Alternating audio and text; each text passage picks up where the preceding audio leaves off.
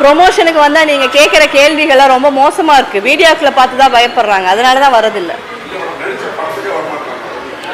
நடித்ததுக்கு சம்பளம் வாங்கிட்டோம், அதுக்கான டிபார்ட்மெண்ட்ஸ் இருக்கு இல்லையா? அதாங்க நாங்கள் ப்ரொமோஷனுக்கு வராமல் இல்லை. அஜித் சார் வந்து ப்ரொமோஷனுக்கு வந்துட்டு தான் இருந்தார். அவர் எவ்வளோ கேவலப்படுத்த முடியுமோ அவ்வளோ கேவலப்படுத்தினாங்க ஊடகத்துறையும் எல்லா டிபார்ட்மெண்ட்டும். அதனால தான் அவர் வரதை நிறுத்தினார்.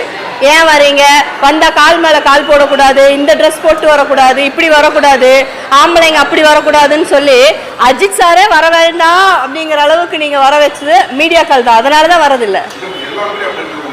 எல்லா மீடியா யார் என்ன ஒவ்வொருத்தராக நாங்கள் வந்து பார்த்து நீங்கள் நல்லவங்களா கெட்டவங்களான்னு எப்படி இருக்க முடியும்? நல்ல விஷயத்தை நீங்கள் ப்ரொமோட் பண்ணுங்க, ஆட்டோமேட்டிக்காக வருவாங்களே. அதான பிரச்சனையே. ஹீரோயின்ஸை நீங்கள் அப்படி நடத்துறீங்க சார்.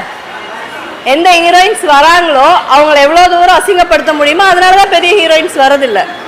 நாங்கள் வரமாட்டோன்னு யாருமே சொல்லலை. எங்களை கூப்பிடும் போதே எந்த மீடியா வருது, எந்த ரிப்போர்ட்டர் வராங்க, எந்த ஜேர்னலிஸ்ட் என்ன மாதிரி கொஸ்டின் கேட்பாங்க நாங்களே தயாராகிக்கிறோம். எங்களுக்கு ஆப்போசிட்டில் பார்க்கும்போது ஐயோயோ இவங்களா அப்படின்னு தெரிச்சு ஓடுற அளவுக்கு ஏன்டா வந்துட்டு நாங்கள் நடிச்சிட்டோம்ல, இஷ்டம் இருக்கிறவங்க பாருங்க அப்படிங்கிற லெவல். அதனால தான் வரதில்லை, வேற ஒன்றும் இல்லை. அதனால தான் நயன்தாரா, த்ரிஷா எல்லாருமே வரதுக்கு பயப்படுறாங்க, வேற ஒன்றும் கிடையாது.